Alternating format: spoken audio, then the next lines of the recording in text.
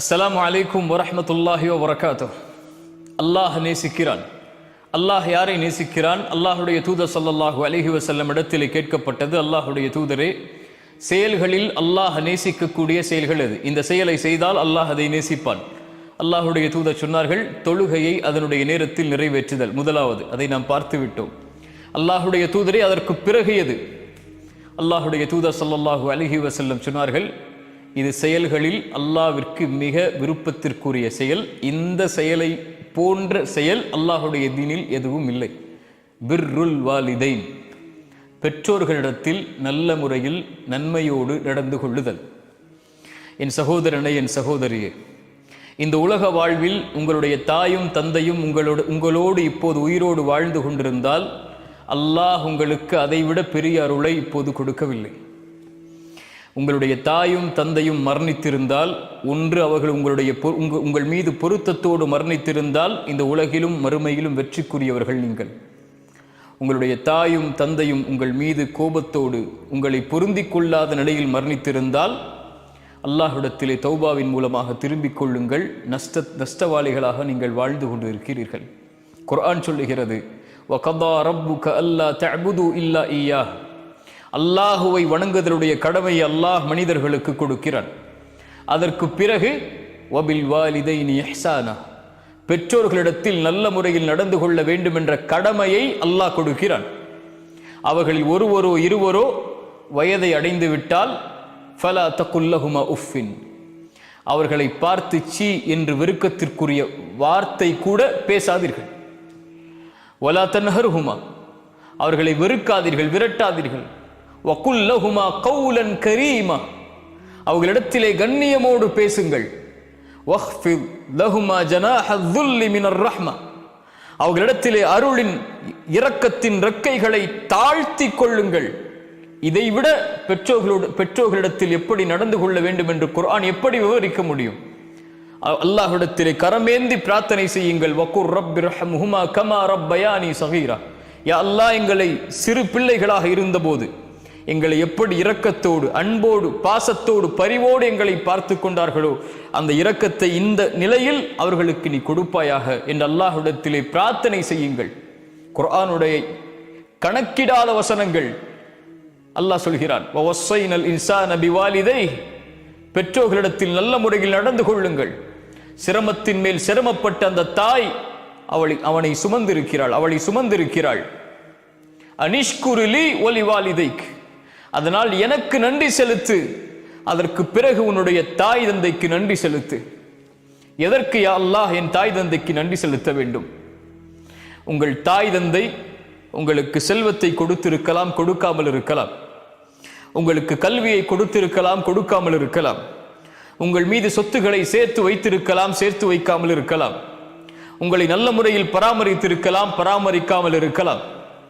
ஆனால் உங்கள் தாய் தந்தைக்கு காலம் முழுவதும் அவர்களுக்கு அருகிலேயே இருந்து அவர்களுக்கு பணிவிடை செய்து செய்து செய்து செய்து நன்றியை நீங்கள் வெளிப்படுத்தி கொண்டே இருக்க வேண்டும் என்ற ஒரு செயல் உங்களுக்கு இருக்குமானால், எனக்கு இருக்குமானால், என் தாய் தந்தைக்கு நன்றி சொல்வதற்கு லா இலாஹ இல்லல்லாஹ் முஹம்மதர் ரசூலுல்லாஹ் என்ற ஷஹாதத்தை மொழியக்கூடிய மகளாக அல்லாஹ் இவர்களின் மூலமாக நம்மை உருவாக்கியதுதான். சொத்து இல்லாமல் மரணித்தால், கல்வி இல்லாமல் மரணித்தால், உலகமே இல்லாமல் மரணித்தாலும் அது நஷ்டமில்லை. ஆனால் இந்த ஈமான் இல்லாமல் மரணித்தால் அல்லாஹ் அதை இந்த தாய் தந்தை வாயிலாக அல்லாஹ் நமக்கு கொடுத்திருப்பதற்கு நன்றி செலுத்த மறந்து விட்டால், காரணங்களை தேடிக்கொண்டிருந்தால், என் தாய் தந்தைக்கு நான் எதற்கு நன்றி செலுத்த வேண்டும் என்று இதை அறிந்ததற்கு பிறகும் நம்மை விட நஷ்டவாளிகள் யாரும் இல்லை. என் தாய்க்கு நான் நன்றி சொல்கிறேன். அஷ்ஹது அன் அல்லா இலாஹ இல்லல்லாஹ் வ அஷ்ஹது அன்ன முஹம்மது ரசூலுல்லாஹ் என் ஷஹாதத்தை மொழிவதற்கு அல்லாஹ் வாயிலாக எனக்கு ஒரு வாய்ப்பை கொடுத்தான். என் தாயே, ஜஸாக்கில்லாஹி ஹைரன். அல்லாஹ் உங்களுக்கு நலவை தரட்டும். உங்களுடைய விஷயத்தில் நான் குறைவுபட்டிருக்கிறேன். அல்லாஹ்விடத்திலே மன்னிப்பை தேடுகிறேன், உங்களிடத்திலும் மன்னிப்பை தேடுகிறேன். என் தாய்க்கு நன்றி, என் தந்தைக்கு நன்றி. அல்லாஹ் இன்னும் குர்ஆனிலே சொல்கிறான், உங்களில் நீங்கள் வாலிபத்தை அடைந்து விட்டால், குறிப்பாக 40 வயதை அடைந்து விட்டால் அல்லாஹ் பெற்றோரிடத்தில் எப்படி நடந்து கொள்ள வேண்டும் என்று சொல்கிறான். 40 வயதை அடைந்தவன், அவனிடத்திலே குடும்பம் இருக்கும், குழந்தைகள் இருக்கும், செல்வம் இருக்கும், தொழில் இருக்கும், அவனுக்கென்று ஒரு சூழல் உருவாகி இருக்கும். இத்துணை நிலையில் நீ மாறி இருந்தாலும் 40 வயதை நீ அடைந்து விட்டாலும் உன் குடும்பம், உன் மனைவி, உன்னுடைய தொழில், உன் செல்வம், உன் குழந்தைகள், இவையெல்லாம் உன்னை மிகைத்து விடக் கூடாது. உன் தாய் தந்தைக்கு நன்றியோடு நடக்க வேண்டும் என்ற காரியத்தில் அல்லாஹ் அந்த வசனத்துடைய ஆரம்பத்தில் சொல்கிறான், பெற்றோர்களிடத்தில் நல்ல முறையில் நடந்து கொள்ளுங்கள். சிரமத்தின் மேல் சிரமப்பட்டு உங்களை சுமந்திருக்கிறாள், சிரமத்திற்கு மேல் சிரமப்பட்டு உங்களை பெற்றெடுத்திருக்கிறாள், தன் வாழ்க்கையே உனக்காக அர்ப்பணித்திருக்கிறாள். அல்லாஹ் அதற்கு பிறகு சொல்கிறான், அவன் துஆ செய்வான் 40 வயதை அடைந்தால், ரப்பி அவ்ஸிஅனி அன் அஷ்குர நிஅமதக அல்லதி அன்அம்த அலைய வ அலா வாலிதைய. யா அல்லாஹ், எனக்கு உதவி செய் உனக்கு நன்றி செலுத்துவதற்கு, என் மீது நீ செய்த அருளுக்காக, என்னுடைய பெற்றோர்கள் மீது செய்த நீ அருளுக்காக, எனக்கு செய்த அருள் இவர்களை எனக்கு கொடுத்தது யா அல்லாஹ், இதற்கு நன்றி செலுத்துவதற்கு எனக்கு உதவி செய்ய அல்லாஹ். நீ பொருந்தக்கூடிய செயலை செய்வதற்கு அல்லாஹ் எதற்கு அதை சொல்கிறான்? பெற்றோர்களின் மூலமாக பொருத்தத்தை தேடி உன் பொருத்தத்தை பெறக்கூடிய செயலை செய்வதற்கு யா அல்லாஹ் எனக்கு உதவி செய். என்னுடைய வாரிசுகளை நல்ல முறையில் ஆக்கிவிடு யா அல்லாஹ். நான் என் பெற்றோருக்கு சிறந்த வாரிசு, என் வாரிசும் எனக்கு சிறந்த வாரிசாக இருக்க வேண்டும். அதை மாற்றிவிடு. அதில் தவறளித்திருந்தால் என்னை மன்னித்துக் கொள் யா அல்லாஹ், நான் முஸ்லிம்களில் ஒருவன் என்ற துஆவை செய்யுங்கள் என்று அல்லாஹ் கட்டளையிடுகிறார். இதை விட எப்படி பெற்றோர்களிடத்தில் நல்ல முறையில் நடந்து கொள்ள வேண்டும் என்பதை விவரிக்க முடியும்? அல்லாஹ்வுடைய தூதர் ஸல்லல்லாஹு அலைஹி வஸல்லமுடைய ஒரு செய்தியை கவனியுங்கள். 3 பேர் ஒரு குகையில் மாட்டுகிறார்கள். ஒவ்வொருவரும் அவர்கள் செய்த நன்மைகளை அல்லாஹ்விடத்திலே முறையிட்டு அதிலிருந்து விடுதலை பெற வேண்டும் என்ற ஆசை கொள்கிறார்கள். முதலாம் அவர் அழைக்கிறார், யா அல்லாஹ், நான் வாழ்நாளில் எதை செய்திருக்கிறோனோ செய்யவில்லையோ எனக்கு தெரியவில்லை. என்னுடைய பெற்றோர்கள் வயதானவர்கள், நானோ ஒரு காட்டிலே விறகை எடுத்து வரக்கூடிய வேலை செய்கிறேன். நான் என் வழக்கம் எப்படி, என்னுடைய உணவை நான் கொண்டு வந்தால் என்னுடைய வீட்டிற்கு என் மனைவியும் குழந்தைகளும் அதை சாப்பிடுவதற்கு முன்னால் என் பெற்றோர்கள் சாப்பிட்டால் தான் அவர்களுக்கு கொடுப்பேன். ஒரு நாள் இரவிலே நான் வருவதற்கு தாமதமாகிறது. என் பெற்றோர்கள் பசியால் உறங்கிவிட்டார்கள். அவர்களுக்காக கொண்டு வந்த உணவை நான் கொண்டு வந்திருக்கிறேன். என் பிள்ளைகளும் என்னுடைய மனைவியும் பசியில், ஆனால் என் பெற்றோர்கள் சாப்பிடாமல் உறங்கிக் கொண்டிருக்கிறார்கள். அவர்களை எழுப்புவதற்கு கூட, அந்த சிரமத்தை கொடுப்பதற்கு கூட எனக்கு மனம் நாடவில்லை. அவர்களுடைய தலையில் அருகிலேயே அமர்ந்திருக்கிறேன். காலை விடியும் வரை அவர்களுக்கு அருகிலேயே அமர்ந்திருந்து அவர்கள் எழுந்து அந்த உணவை சாப்பிட்டதற்கு பிறகுதான் என்னுடைய மனைவிக்கும் என்னுடைய பிள்ளைகளுக்கும் கொடுத்தேன். அல்லாஹ், இந்த செயலை நீ ஏற்றுக்கொண்டிருந்தால் இந்த சோதனையிலிருந்து எனக்கு விடுதலை கொடு. அல்லாஹ் விடுதலையை கொடுக்கிறான். உங்கள் மனைவி உங்களுடைய தாய்க்கு பணிவிடை செய்வதிலிருந்து உங்களை மிகைத்திருந்தால், உங்களுடைய குடும்பம், உங்களுடைய குழந்தை, உங்களுடைய செல்வம், உங்களுடைய தொழில், இவையெல்லாம் உங்கள் பெற்றோர்களுக்கு பணிவிடை செய்வதிலிருந்து உங்களை மிகைத்திருந்தால், இவை அனைத்தும் அல்லாஹ்விடத்தில் தடுக்கப்பட்டவை. என்ன செயல் இருக்கிறது அல்லாஹ்வுடைய தீனில்? என் ரப்பை நெருங்குவதற்கு என்று ஒருவன் கேட்டால், இதைவிட வேறு எந்த செயலும் இல்லை. அப்துல்லா இப்னு அப்பாஸ் இடத்தில் ஒரு ஓடி வருகிறார். அப்துல்லா இப்னு அப்பாஸே, ஒரு பெண்ணை திருமணம் செய்ய வேண்டும் என்று ஆசைப்பட்டேன், பெண் பேசினேன், அவளும் ஒத்துக்கொண்டாள். ஆனால் என்னை விட்டு இன்னொருவரை பெண் மணமகனாக ஏற்றுக்கொண்டாள். என்னால் கோபம் தாங்க முடியவில்லை. அந்த பெண்ணை நான் கொலை செய்து விட்டேன்.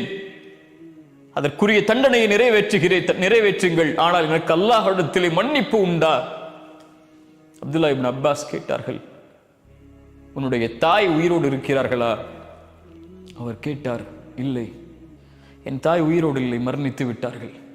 அப்படி என்றால் அல்லாஹ்விடத்திலே தௌபா செய், அல்லாஹ்விடத்திலே நெருங்குவதற்குரிய காரியங்களை தேடிக்கொள்.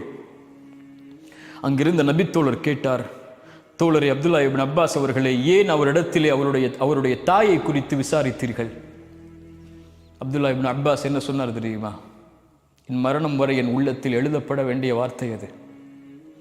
என் தாயுடைய அழைப்பு என்னுடைய உலகத்திலே இருக்கும் வரை எழுதப்பட வேண்டிய வசனம் அது.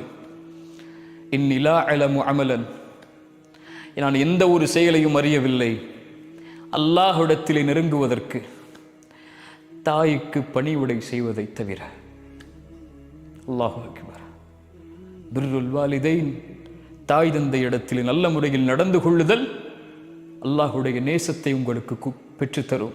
ரசூலுல்லாஹ் சொன்னார்கள், நாசமாகுவான் அவன் யார்? தாய் தந்தை வயதை அடைந்தும் அவர்கள் உயிரோடு இருந்தும் அதன் மூலமாக யார் சொர்க்கம் நுழையவில்லையோ அவன் நாசமாகுவான். நீ தொழுகையாளியாக இருக்கலாம், தஅவாவில் இருக்கலாம், குர்ஆனை ஓத தெரிந்தவராக இருக்கலாம், மனனம் செய்தவராக இருக்கலாம், நீங்கள் கோடிகளில் புரளக்கூடியவராக இருக்கலாம், தொழிலில் நீங்கள் உச்சத்தை தொட்டவராக இருக்கலாம், உலகமெல்லாம் உங்களுக்கு கட்டுப்பட்டு இருக்கலாம். ஆனால் தாய் தந்தையுடைய விஷயத்தில் நீங்கள் குறைவை வைத்திருந்தால் நீங்கள் நஷ்டவாளிகள் தான். இந்த ஒட்டுமொத்த உலக வாழ்க்கையும் உங்களுக்கு நஷ்டம்தான். நாளை மறு உலக வாழ்க்கையும் நஷ்டம்தான். அல்லாவிற்கு பிறகு கவனத்தில் எடுக்க வேண்டிய ஒரு உறவென்றால் உம்முக் உம்முக் உம்முக், உன் தாய் உன் தாய் உன் தாய். அதற்கு பிறகு யார் ரசூலல்லாஹ்? உன் தந்தை. அனிஷ்குரிலி வலிவாலிதைக், பெற்றோர்களிடத்தில் நல்ல முறையில் நடந்து கொள்ளுங்கள். என் சகோதர சகோதரியை, எனக்கு நான் சொல்கிறேன், நம்முடைய தாய் தந்தை நமக்கு செய்த அருளை போன்று அல்லாஹுடைய அருளால் வேறு யாரும் இந்த உலகத்திலே நமக்கு எந்த அருளையும் செய்துவிட முடியாது. ஒட்டுமொத்த வாழ்வையும் நமக்காக கொடுத்து நம் நலனை மட்டுமே குறிக்கோளாக கொண்டு வாழக்கூடிய உறவுகள் அது. குறிப்பாக தாய் தன் எதிர்பார்ப்புகளை, தன் ஆசைகளை, தன் எண்ணங்களை, தன் வயதை, தன் வாழ்க்கையை, ஒட்டுமொத்தத்தையும் தன் பெற்றெடுத்த பிள்ளை நலமோடு இருந்தால் போதும் என்று கழிக்கக்கூடிய ஒரே உறவு இந்த உலகத்திலே தாய் மட்டும்தான். அந்த தாயை நோவினை செய்து, அந்த தாய்க்கு சிரமத்தை கொடுத்து, அந்த தாயை தள்ளி வைத்து விட்டு, அந்த தாயை உதறி தள்ளிவிட்டு எந்த ரப்பை வணங்கப் போகிறோம்? அல்லாஹ்விடத்திலே நேசத்துக்குரிய அமல் தாய் தந்தை இடத்திலே நல்ல முறையில் நடந்து கொள்ளுதல். அஸ்ஸலாமு அலைக்கும் வரஹ்மத்துல்லாஹி வபரகாத்துஹு.